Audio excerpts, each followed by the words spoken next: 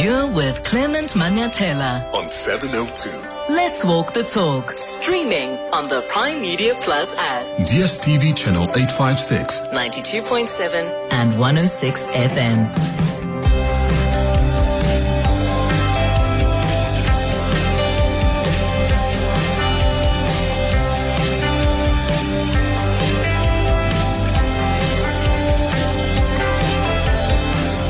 7 minutes after 9 o'clock. Dumelang, happy Friday. Welcome to the Clement Manyathela Show. It's great to be with you on this Friday morning. I hope you're well. I hope you had a wonderful, wonderful week so far. It's Friday, and you know what we do every Friday. We do Gratitude Friday. This is an opportunity for you this hour to tell us what you are grateful for this week. What is it that happened this week that put a smile on your face? We all want to celebrate with you. What are you grateful for this week? We do Gratitude Friday every Friday on the 702 open line because we want to normalize being grateful. And not only for the big things, but even for the smallest things. Because sometimes we forget how important it is to look within and actually just appreciate that you've got a loving wife. Appreciate that you've got a caring husband, got a wonderful family, kids that love you, that you love. Appreciate that you've got a job. Appreciate that even if you don't have a job, you are still alive and you have something to still keep pushing. You've got a support system. What are you grateful for this week? Maybe you passed that exam. Maybe you killed that proposal. It was amazing. You signed that deal. You got your first or second or fifth property. Whatever it is, tell us what you're grateful for on 011-883-0702. The WhatsApp line is 072-702-1702. Also, did you hear what Bantu Holomisa said on Gagasi FM?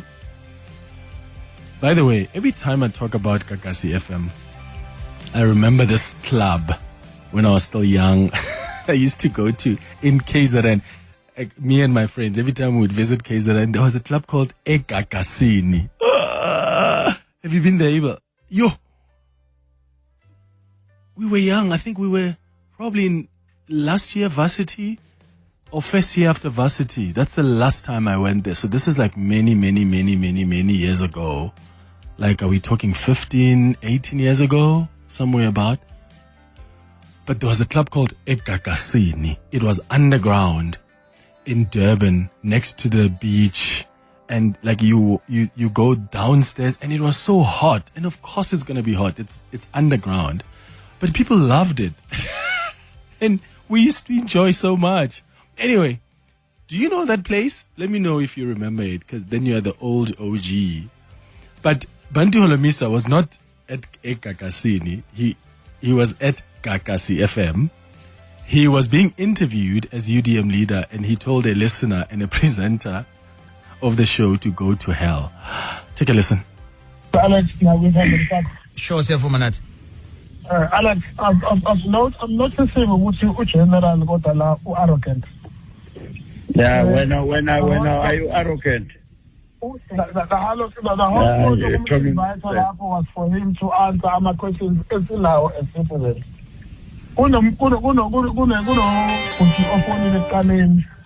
General replied and said, language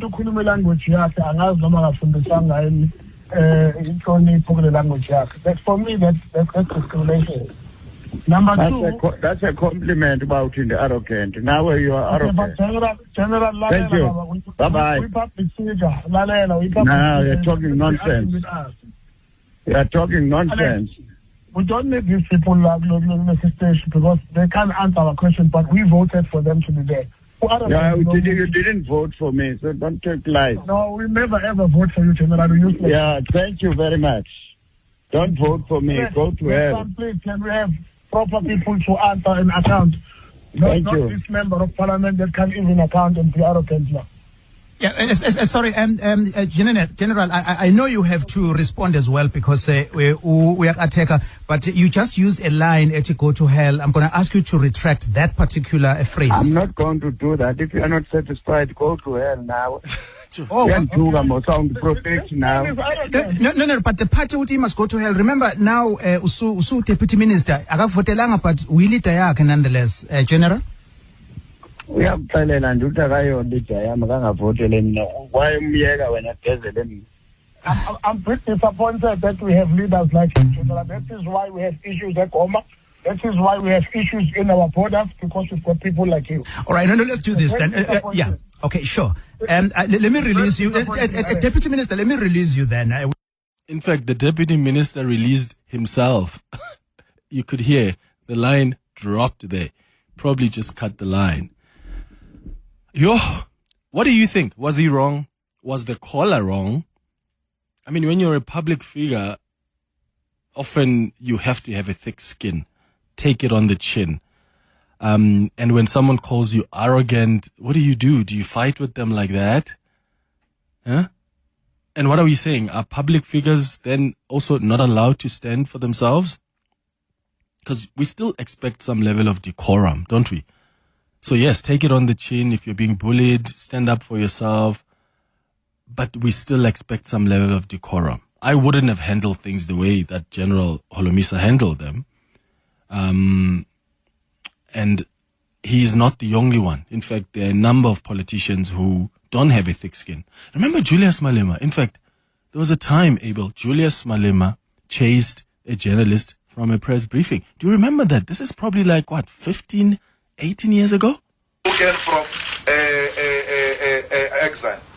You see, let me tell you, before you are Chacharachne, let me tell you, this is a building of a revolutionary party. And you know nothing about the revolution. So here you behave or else you jump.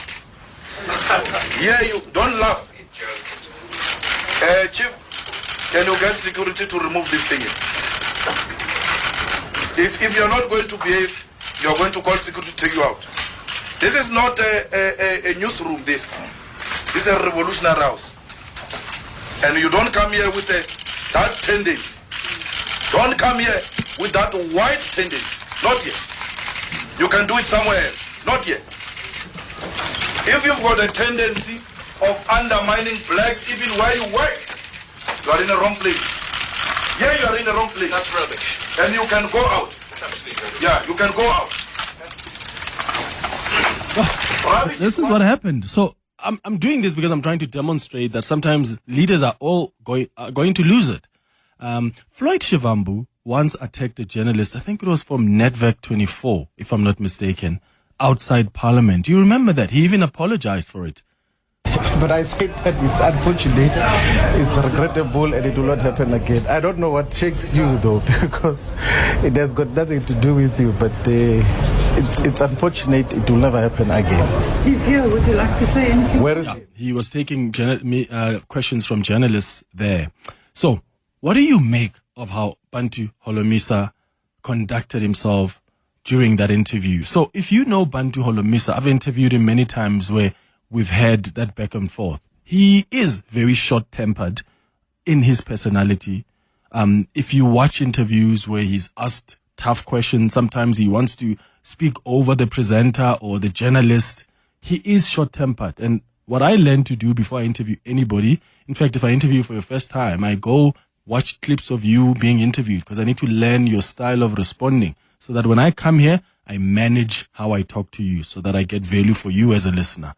Right? And with Bantu Holomisa, I've learned how to manage him because I know that he gets to be short-tempered. He can somehow speak over you. So I'm not surprised that he responded like that, but I also don't think that it's actually quite appropriate to tell a presenter to go to hell together with. I think there are ways that you can stand up for yourself as a leader. I think I expect leaders to be the reason why you're a leader. Let's look at the definition of leadership. I expect you to be the bigger person. So even when there's a listener calling in and attacking you, I still expect you to be a leader. And in fact, I think we have normalized ANC politicians being attacked that we are so okay with it. Why?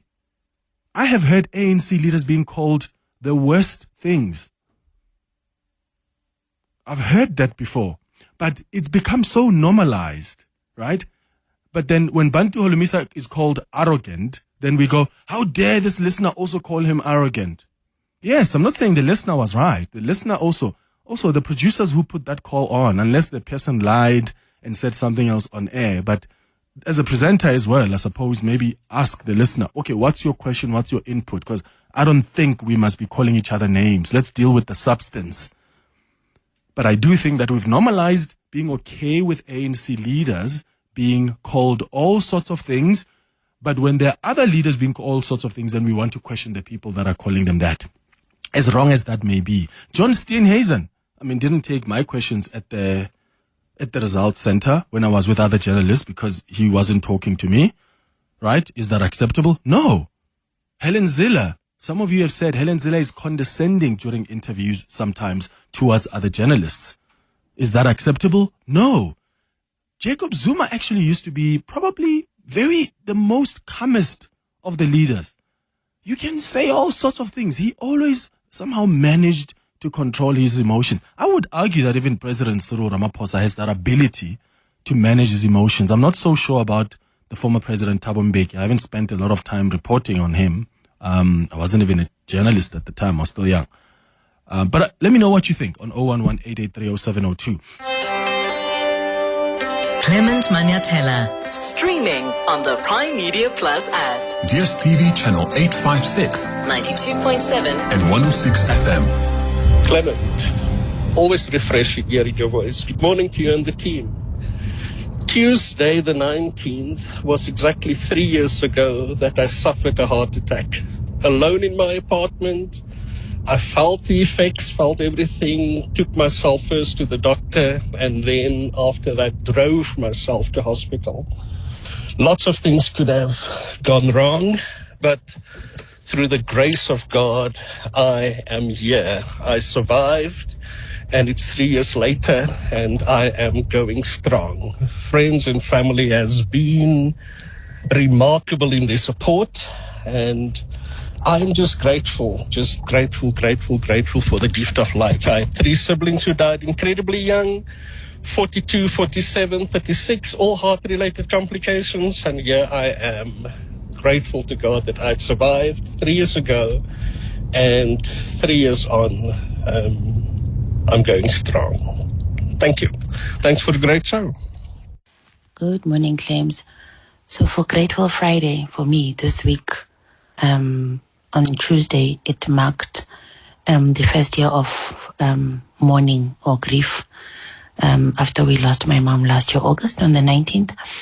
So I'm just grateful to Utiko for getting us through this year.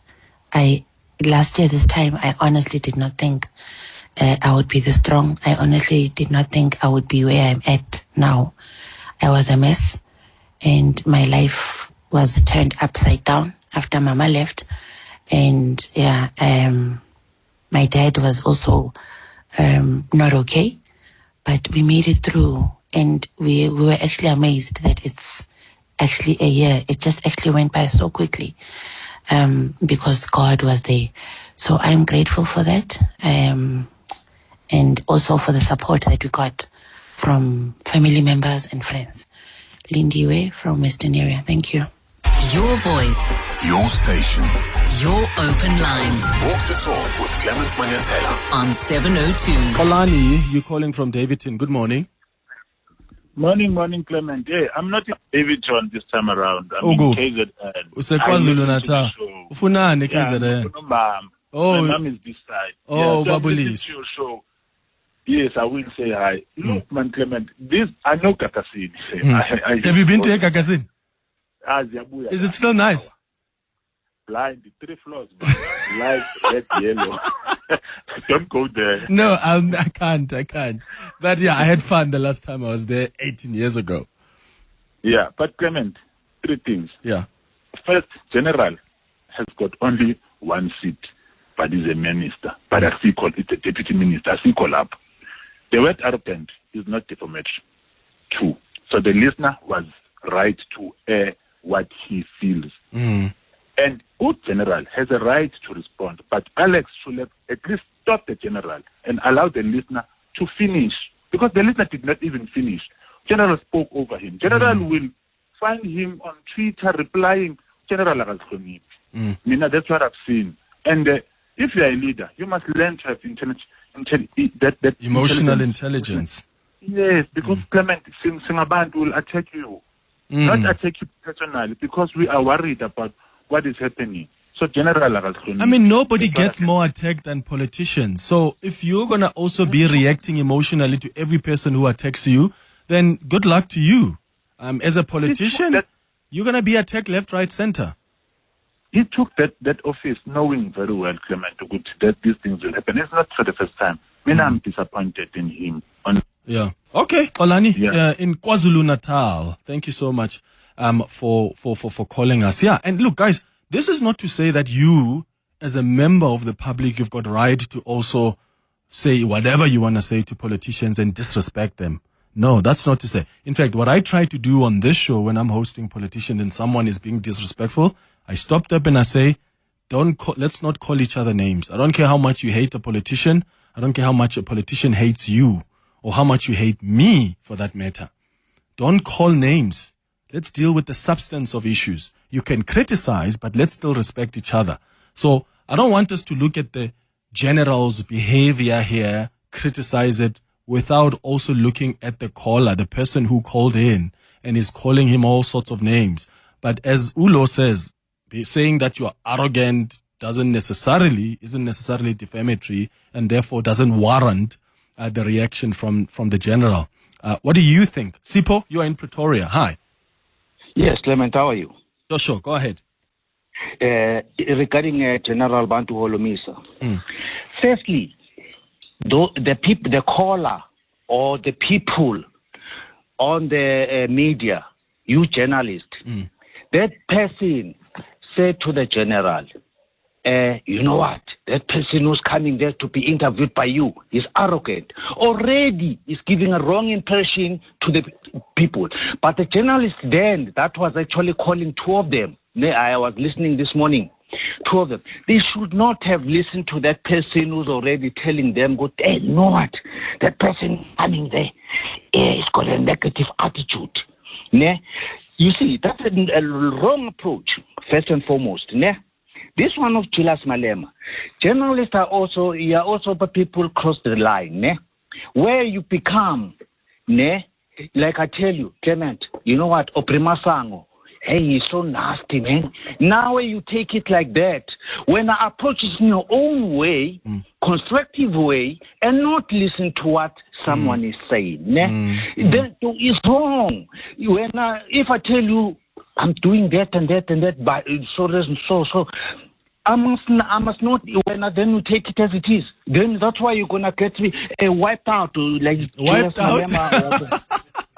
Wiped out, Sipa. You're gonna keep on. Listen, there's no one who's got no attitude in this world, Clement.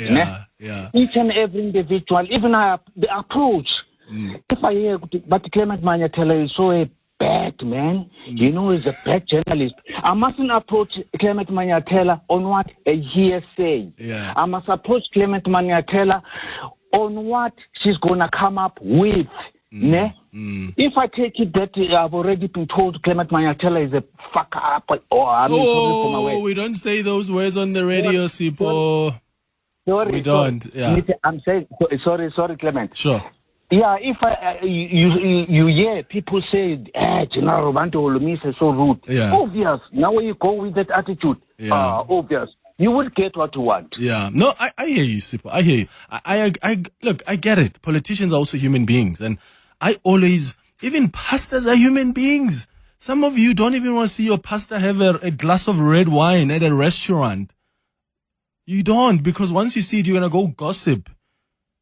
And say, we saw Pastor Banbani have a glass of red wine at the restaurant. He drinks alcohol.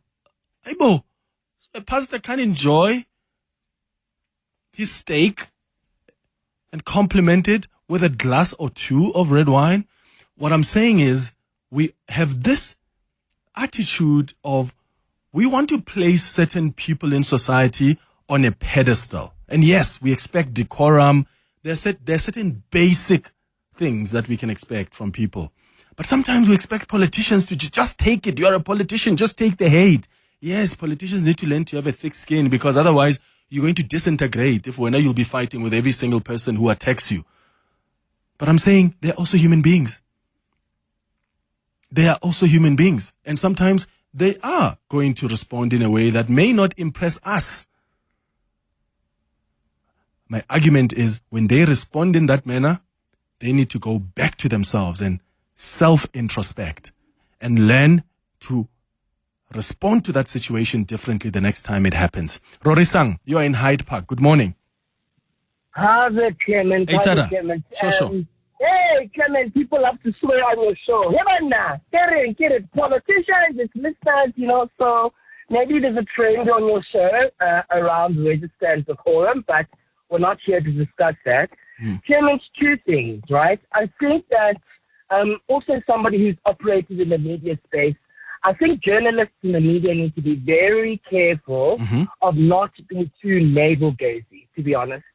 This conversation, I think, is incredibly important, but sometimes we veer into thinking the manner in which politicians speak to journalists in interviews is the way they speak to ordinary citizens and voters, and it's not true. I'm not saying it's correct or not, but I'm just saying is that sometimes the media should not always use themselves as a litmus test. Simply because, honestly, if I had a note or criticism of you, Clement, you also have moments where sometimes people can accuse you of being patronizing, or et cetera, et cetera. I think maybe all journalists do, but so I think my main point is let's be careful to not substitute journalists for members of the public. I think a caller has already commented on that. And the media needs to stop being sometimes so internal. Yeah. How was this presenter internal, Rorisa? What did he do wrong? What did this presenter who was interviewing Bantu Holomisa do wrong? I don't want to necessarily be reductive to Bantu Holomisa because quite honestly, on a funny level, Bantu Holomisa has always been this person. I'm not saying that it's wrong or right, but nevertheless, he is this person. Right? I'm saying the conversation is elevated here, Clement. We're now having a general conversation about politicians and public conduct, and as well as how the media fit into that. So I don't think getting into what the journalists did wrong or right, that's not the point. We're having a broader conversation now. Yeah, I guess I'm trying to understand, how do you think the media, what do you think is their role here? What are they doing wrong sometimes when... let's broaden it like that. I'm trying to understand the point you're making about the media. I think I'm a bit lost. The point that I'm sorry, Clement. The point that I'm trying to make is that journalists, you cannot be casting yourself as victims first and you become the story so quickly. Oh, okay. I personally do not understand, quite frankly, why your open line today is about Bantu Holomisa saying what he did, when quite frankly, the news agenda is far more active and interesting. So maybe it's maybe that's a more pointed criticism of your programming that I wanted to make, but I think it's an example of the prioritization of conversation, prioritization of issues. You've got other things to talk about as a country, more than what Bantu Holomisa said to a journalist. Yes, and so if you've listened to this show, Rorisan, you'll know that you can actually come in and raise whatever you want to talk about. So what I never want to do here is to dictate what people want to talk about. So let me tell you how actually the open line works, right? Sometimes while I'm home at 11 p.m., there are stories that break. I already start getting tweets from people. Oh, I can't wait to hear what you're going to say about this. Clement, we have to talk about this on the open line. So we normally gauge what the public is talking about, number one. That's how we actually end up deciding on the open line. Already before I go to bed, I already know what's likely to be the conversation on the open line because people are tweeting me, people are sending messages. We have to talk about this on the open line, right? 2, there are sometimes people who call us on the open line and who've got thoughts about certain things, right? You, Rorisang, can call in anytime on the 702 open line and say, I want to talk about Ntantla Mkhwanazi, or I want to talk about, if we've already had a conversation about that, we are not going to go back to that conversation, because then we're at a repetitive show, right? We need fresh new content every day. That's how we decide on the open line. 3, if there's a conversation that's been sort of quote unquote trending from the breakfast show, from Africa Melani's show, the breakfast show, we pick up some of those conversations and we bring them up still on the open line. So there are a lot of metrics, right, on deciding what ends up being on the open line. But whatever can be decided, nothing stops you, Rorisang in Hyde Park, from calling and saying, actually, I want to talk about Jacob Zuma. That's allowed. We do that. We put you on air and we talk about Jacob Zuma. So next time, if you think that maybe what is priority to you is Jacob Zuma, that is a subjective matter. You are not forced, you are not stopped from calling in, but also don't dictate to other people who may think that for them, what they want to discuss right now is how Bantu Holomisa has conducted himself, including how I think it's an important conversation to have. In fact, a broader one. Hence, I've played you a clip of Floyd and Julius, because I'm trying to make it bigger than Bantu to demonstrate to you that, in fact, we need to talk about politicians and how they take their attacks, but also talk about how ourselves we engage with those politicians. Thank you for your call, Rorisang in Hyde Park. It's 9:33.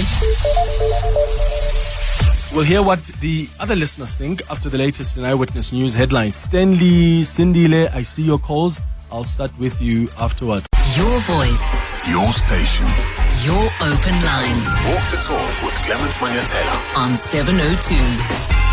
It's 22 minutes before 10 o'clock. It's the 702 open line. Your calls on 011-883-0702. WhatsApps on 072-702-1702. Nelson Williams says on the WhatsApp line, Clement, I'm grateful for the gift of life, the gift of health, and mostly I'm grateful for my cousin sister who delivered a healthy baby girl on Thursday. That's wonderful, Nelson. Kudos. Amazing stuff.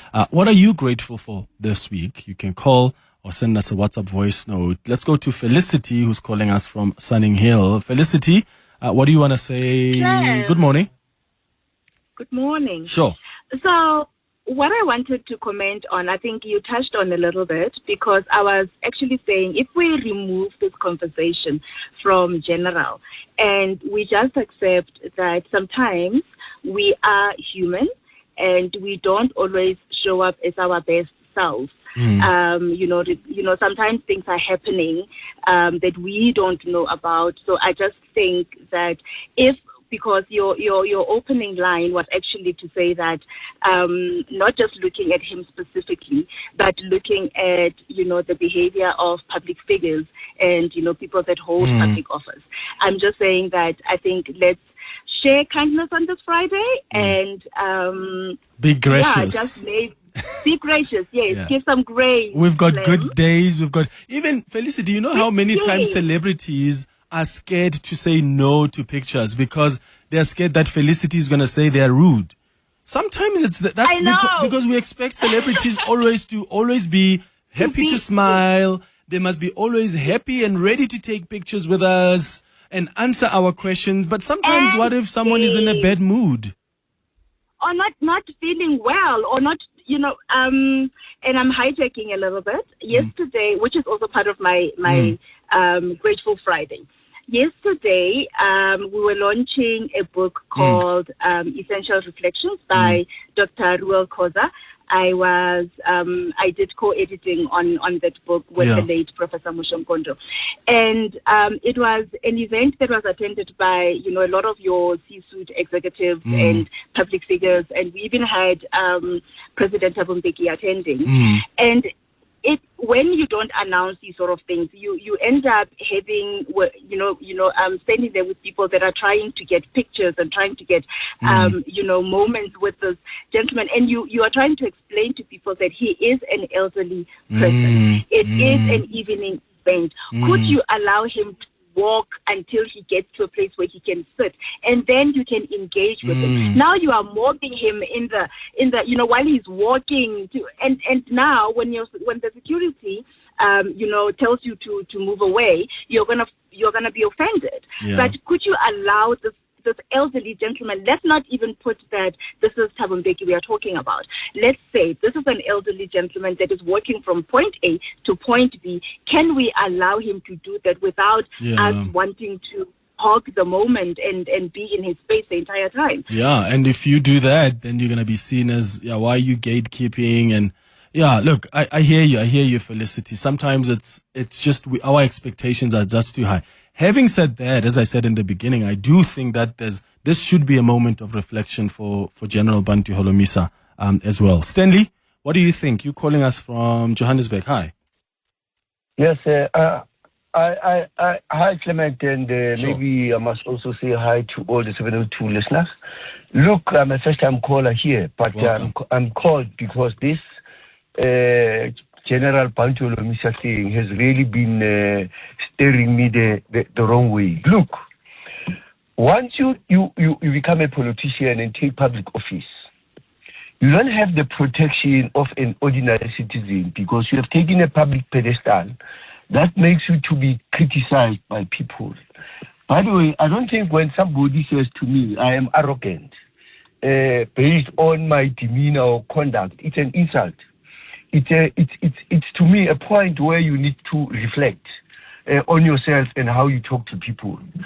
But the arrogancy of him has been confirmed by his public insults of saying to the person, go to hell. And when the radio host is trying to call him, he also says the radio host must also go to hell. I mean, generally, General Bantu Holomisa, by the way, it's unfortunate that this general thing, he got it from leading a Bantustan military at some point in time. Stanley, why are you going there? What does this have to do with... Because that's correct. No, we must go there based on how he then goes around insulting people on public media. Do you think that general... I would not have gone there had he not insulted people in this particular way. So we must point out who is he, where he comes from. Because it's important for us to address these sort of things. Basically, the president must do us a favor and recall this man and remove him from being a deputy minister in his cabinet. Because we can't have people with such a demeanor conducting himself in this particular fashion. It's wrong. Okay, Stanley, in Johannesburg, even removal. I mean, I do think even Rise Mzansi, yes, 2 days ago. Oh, they were actually with Bongani today, but I think they said it 2 days ago that they want the minister Njumatsaka to be dismissed. I think that's a bit, you're exaggerating now. Like, that's a bit too dramatic. Like, what happened to reprimand? Huh? What happened to sit down, show the person what they've done wrong? Like, what is this? Like, sometimes we speak out against cancel culture, but we actually support it in other forms. I'm saying, why are we not saying this must be a learning moment for the general? And I hope that he reflects, because if he's going to come and say, no, I don't care what anybody else says, then I get it. Then what are we dealing with here? Any one of us needs to be able to take criticism. Any one of us needs to be able to be humble enough to also learn, right? Yes, we've got bad days, but when I have a bad day and I respond in a particular way, I must also be able to reflect. But I'm saying even us as members of the public, let's reflect on how we engage with our politicians. Is it in a healthy way? The fact that someone is a politician doesn't mean you've got a license to go and disrespect them. You must still treat them like any other human being, and you can still criticize them, which is why for me, if you want to have a really constructive conversation with me, criticize me. I love criticism. I love feedback. But the minute you start calling names and whatever, you lose my respect. And I don't think I want to waste my time engaging with someone like that. So we need to learn as members of the public to also, how do we criticize our leaders? Be critical of them. But do you want to call them names? How does that substantiate and actually add any value to your argument? Yeah? Here are some WhatsApp voice notes. Hi, morning. Clement, Bantu Holomisa is completely out of line. But it's not surprising. This is exactly what we are seeing with the kind of leadership that we have in this country today. There's dearth of leadership in South Africa we must accept.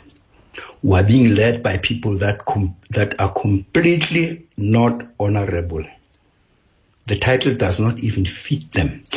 I just do not know whether these people are living to that adage of one Suprema Humapil who once said that if a person gets voted into power in Africa, you are just as good as a king. Whatever you do, whatever your actions cannot be questioned. It looks like they do have that mentality across the board. I mean, seriously, are these people servants or are we saving them as South Africa Incorporated? Rob. Clement, that caller was wrong, was supposed to be called to order. He was supposed to be called to order. That's why the general got frustrated and emotions took over. Because that caller was just out of order. He was supposed to be rebuked by the presenter long ago, but he didn't. So we're blaming now Jared the General for defending himself. He's a human being also at the end of the day. Good morning, Clement. Good show as always. Yeah, I think people must also learn how to respect people regardless they are politicians or what. Can you imagine telling your own father that, Dad, you're arrogant? There's other ways to say it without being disrespectful. Yeah, so I think the president also, he once lost it in parliament and told John Steenhuisen to shut up, you know. Also, telling someone to go to hell, I don't think that's an insult, you know. What was he supposed to say? Go to heaven. Thanks, Tembi. Hi, Tembi. I don't know, like, maybe he was supposed to say, I don't know, like, as a leader, what do you expect a leader to do? Like, a leader probably says, no, but can we be calm? Why do you think I'm arrogant? But can we be calm and criticize me? Like, tell me what you think is wrong, but let's not call each other names. In fact, as a host, I probably would have come in to say that, right? Let's not call each other names. Just, why do you think that the general is, do you feel that he's not answering questions? Do you feel that why do you feel he's being arrogant in his approach? And then also with the general, go to hell, even to the host that invited you. I gag. But there's a point that other, I'm forgetting the name of a caller earlier who says the general, just this title perhaps also gives the general this idea that he's untouchable. I don't think that's necessarily the case. I don't know. Could be wrong. What do you think? I just think that it's his personality. But guys, we all have different personalities, but we have to learn to adapt when we are in environments that require us to behave in a particular way. So we can't just accept that when you are, let's say you're a conversational narcissist, or that when you are impatient, or when you are moody, and therefore let's just accept it and take whatever comes. No. What environment are you in? What work are you doing to deal with that personality, whatever defects, whatever condition, whatever you're dealing with? How are you dealing with that so that you're able to adapt and be able to have a healthy relationship with the people around your circle? Hey? More of your calls and WhatsApps after the break. It's 10 minutes before 10. Your voice. Your station. Your open line. Walk the talk with Clement Manyathela on 702. 8 minutes before 10 o'clock. Gift, you're in Kwatema. Good morning. Good morning, son. How are you? Hey, Tada. Good. My brother, the general is a soldier. You cannot expect the soldier to behave like a teacher or a pastor. And what I like about him, he didn't sugarcoat anything. He told the truth. Why people are so skeptical and angry when someone tells the truth? But he's no longer a soldier, Gift. This is a soldier at the end of the day. Is he a soldier now? He's a deputy minister. He's actually not a soldier. Like, do you think Njumutsekha is a soldier? No. Njumutsekha is just an old lady who is tired, who was supposed to be in retirement. What makes Bantu a soldier? Bantu Holomisa. Bantu Holomisa is a soldier. Yeah, what makes him a soldier? From Transkei, he is a soldier. So there, from you know, Transkei. you know and that. Also, if my memory serves me well, you have also to remember why they kicked him out of ANC. It's because they try to hide the truth that they have bought a 15,000 rand tablecloth for the Queen, and he disliked that. Would you say Lindiwe Sisulu is a soldier? Because she was a soldier she was with the MK party. She was part of the military wing. Lindiwe Zulu. Who else? I can go on and on. Ayanda Dlodlo. Yes, would you call them soldiers? That is why my brother Lindiwe Zulu behaves the way she behaves. So you call them soldiers, then let's accept that they're going to be very tough and those people belong in the field. They are soldiers, so you cannot expect them to behave like teachers. Gift in whatever. Thanks for your call. Hi, Clement. I think the listener was disrespectful to General. The General is right to respond that way. Because sometimes these people, how can you have to be respectful sometimes to other people for you to receive that respect back. So I side with General 100%. Thank you. General Bantu Holomisa is one of the leaders that I respect and like in South Africa. But what he did yesterday is just unacceptable. As a leader, you must never show that kind of yours. So you must always try to respect people as a public figure. You are a public figure. Therefore, you must respect public people. It's wrong. What he did was unacceptable. Good morning, 702 family. Hope you're well. Thanks for the show. Just responding on the UDM leader there and his remarks. Absolutely disgraceful. As a leader of a party and more so a minister or deputy minister, your first responsibility is to this country and its citizens, and you have no right to address the citizens that put you there in that way. I think they should all remember that their government-funded salary is being paid by listeners like those that are putting some tough questions to them. So, yeah, I think it's absolutely despicable, and they certainly need to grow some thicker skin. Your voice. Your station. Your open line. Walk the talk with Clement Manyathela on 702. This morning. Thank you for such a great show like you always do. Clement, what I'm grateful for. I'm grateful for my husband. I'm grateful for my husband because he was passed a death sentence like more than 2 years ago. He was diagnosed with renal failure. And it's been a journey. It's really and truly been a journey. It's taught me so much about life. It's taught me how to be grateful for all those small mercies, mainly grateful for the fact that we get up every morning and we are healthy. And I want to send a extremely special shout out to the team that looks after him at his dialysis clinic. To the entire team, there are no words that can express how much you do, and it does not go unseen. And I pray God blesses you always for the humility and humanity and the compassion you have for human beings. Thank you, ANV.